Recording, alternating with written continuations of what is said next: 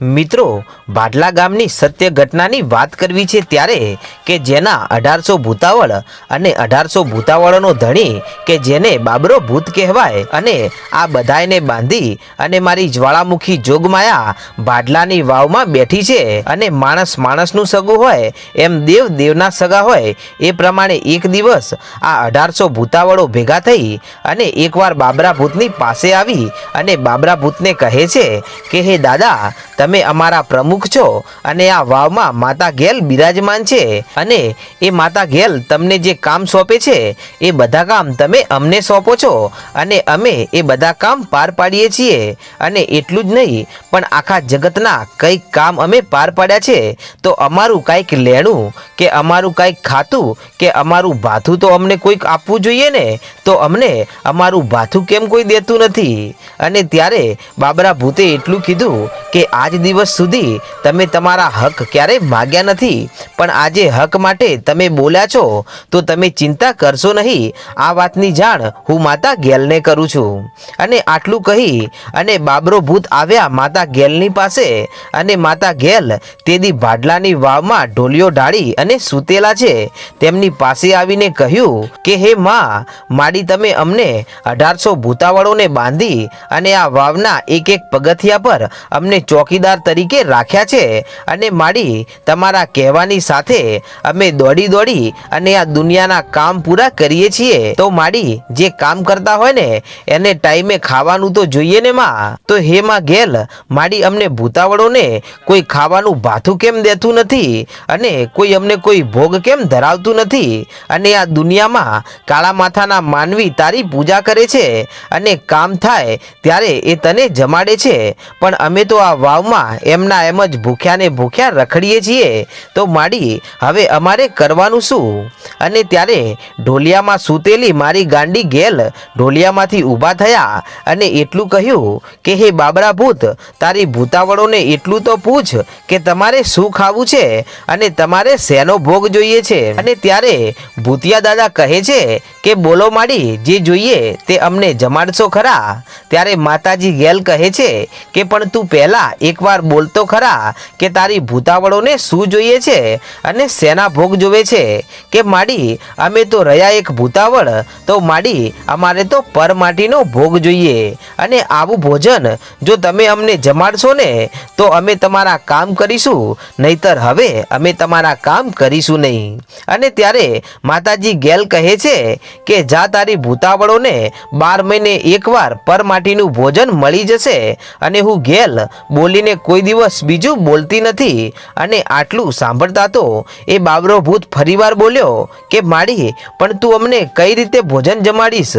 અને તે દિવસે મારી ગાંડી ગેલ એટલું બોલ્યા કે તમારી 1800 ભૂતાવળોને ભોગ માટે કહી દેજો કે વર્ષમાં એકવાર દર 17દશીના દિવસે તમને રાત્રે 2 ઘેટાનો ભોગ મળશે. બોલો હવે કાંઈ?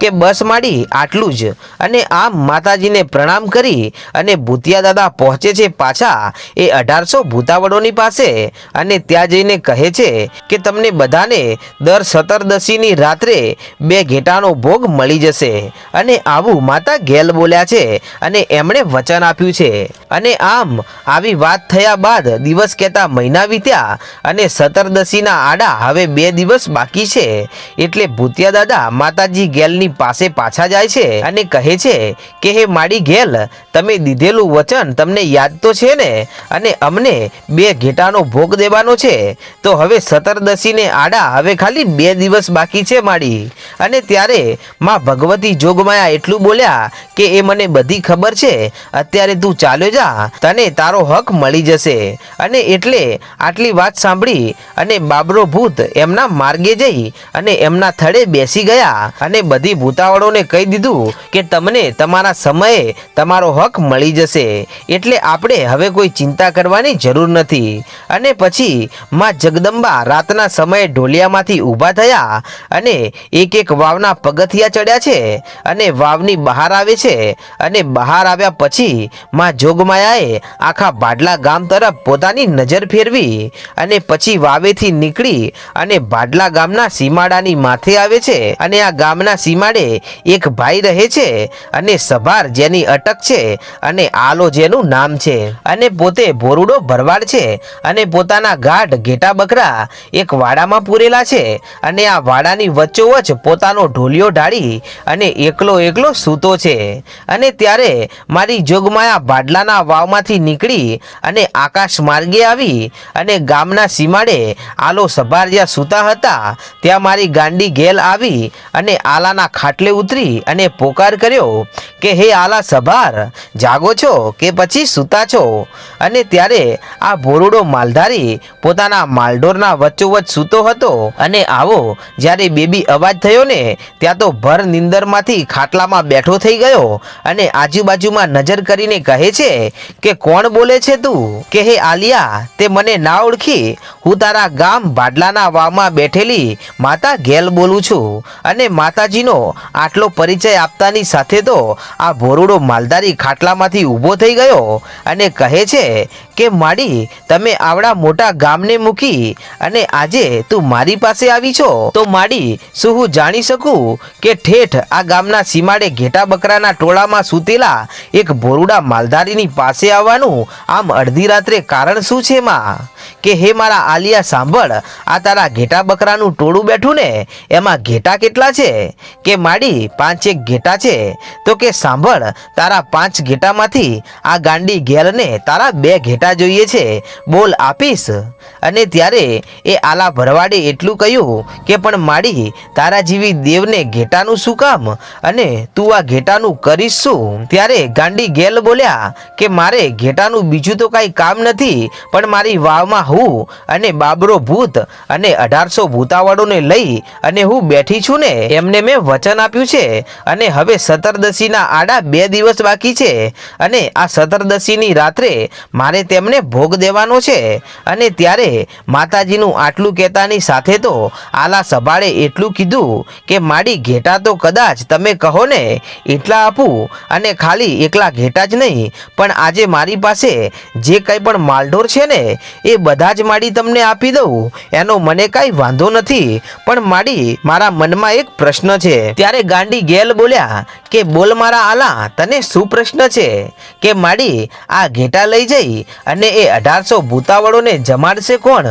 અને તેદી મારી ગાંડી ઘેલ બોલ્યા કે હે મારા આલિયા, બીજું કોણ જમાડે? આ ઘેટા નાનપણથી તે મોટા કર્યા છે અને આ ઘેટા તારી વાભના છે, તો તારા કહેવા પ્રમાણે ચાલ્યા આવશે તો કાળી સતરદશીની રાતના 1 વાગે તારે જ એમને જમાડવાના છે. અને રાતના 1 વાગે 2 ઘેટાને બગલમાં લઈ અને વાવનું જે પાવઠું રહ્યું ને એ પાવઠાના કાંઠે આવી અને ઊભો રહી જાજે. અને ત્યાં આવ્યા પછી હું ઘેલ તને ત્યાં એક ટહુકો કરું ને કે હે મારા આલિયા, હવે આ વાવના પાણીમાં ધુબકો માર, એટલે 1 વાગે તારે આ વાવમાં ઘેટા સાથે પડવાનું છે. અને હે મારા આલા માલધારી, તું વાવમાં ઘેટા સાથે કૂદકો મારે અને 2 ઘેટા સાથે પાણીના તળિયે જા અને પછી પાછો બહાર નીકળ અને ત્યાં સુધીમાં એ બંને ઘેટાના ખાલી માંસ વગરના જો ખોખા રહેવા દઉં ને તો એમ માનજે આલા કે હું ભાડલાના વાવમાં બેઠેલી ગાંડી ઘેલ બોલી હતી બાપ. અને હે મારા આલા માલધારી, તું મારું આટલું કામ કર અને તારા એ 2 ઘેટાના બદલામાં જો બમણા ઘેટાના વાડાના ઉભરાવું ને તો મને ગાંડી ઘેલને ઓળખે કોણ? અને ત્યારે 2 હાથ જોડી અને આલો સભાર કહે છે કે હે માડી, હું જરૂર આવીશ અને તું સાથે રહેજે. હું સતરદશીની રાત્રે 2 ઘેટા લઈ અને જરૂરથી આવી જઈશ. અને મિત્રો, માતાજી તો આટલું કહી અને અંતર ધ્યાન થઈ ગયા. અને આમ કરતા કરતા 2 દિવસ પૂરા થયા અને સતરદશીનો દિવસ આવ્યો અને એ દિવસ પણ પૂરો થયો. અને જ્યારે રાત પડી અને રાતના 1 વાગ્યાનો સમય બન્યો ને ત્યારે આલો સભાર માતાજીના કહેવા પ્રમાણે પોતાના વાડામાંથી 2 ઘેટાને ઉપાડ્યા અને બંને બગલમાં ઘાલી અને અડધી રાત્રે નીકળ્યો છે. અને ઘેટાને બગલમાં લઈ અને ચાલતો ચાલતો આ ભાડલાની ઘેલ જ્યાં વાવમાં બેઠા હતા ત્યાં આવે છે. અને ત્યાં આવી અને તે વાવના ઠેઠ ઉપરના ભાગમાં કાંઠા ઉપર ચડે છે અને ત્યાં જઈને જુએ છે તો આજુબાજુમાં નીચે ભૂતાવળો દાંતની કકડાટીઓ બોલાવા લાગી. ત્યારે ત્યાં આલો સભાર માતાજીને યાદ કરે છે, પણ ત્યાં તો સ્મરણની સાથે મારી ગાંડી ગેલ હાજર થયા અને કહે છે કે હે આલા સભાર, તું જરાય ચિંતા કરતો નહીં, અને આજે જો તારા શરીરનો લીલો નખ પણ ઉતરવા દઉં ને એ તો મને ગાંડી ગેલને ફટકે છે બાપ. અને આટલું કહી અને માતાજી ફરી બોલ્યા કે હે મારા આલા, હવે આ ઘેટા સાથે વાવમાં છલાંગ માર. અને માતાજીનું આટલું કહેતાની સાથે તો આલા સભારે જય માં ગેલ કહી અને ઘેટા સાથે આ વાવમાં કૂદકો માર્યો. અને જેવા વાવના પાણીમાં પડ્યા ને તેની સાથે તો બંને વાવના તળિયે પહોંચી ગયા, અને તેની સાથે જ આ ઘેટા પણ પાણીની અંદર તળિયે ચાલ્યા ગયા. અને પછી તો આલા સભારે વાવના તળિયે જઈ અને જેવી પગની એડી મારીને ત્યાં તો એ પાછા વાવના પાણીના બહાર આવે છે, ત્યારે તેમની સાથે સાથે બે ઘેટા હતા ને એ પણ બહાર આવ્યા. ત્યારે એ ઘેટાને જ્યારે આલા સભારે જોયા ને તો ખાલી ચામડું જ વધ્યું હતું, બાકી બંને ઘેટાના ખાલી ખોખા જ હતા. અને પછી આટલો ચમત્કાર જોઈ અને આલો સભાર બહાર આવી અને માતાજીને બે હાથ જોડીને કહે છે કે વાહ મારી ભગવતી ગાંડી ગેલ, માડી આજે તારા કારણે આ ભૂતિયા દાદા બંધાઈને બેઠેલા છે, અને તું આ સમગ્ર માનવજાતની રક્ષા કરનારી છે. નહીતર આ વાવમાં તો જીવતા ને જીવતા માણસને ભરખી જાય ને એવા ભૂતડા વાવના પગથિયે પગથિયે વસેલા છે. પણ માડી ધન્ય છે તારા તેજને કે તારા કારણે માનવજાતનો લીલો નખ પણ નથી ઉતરતો.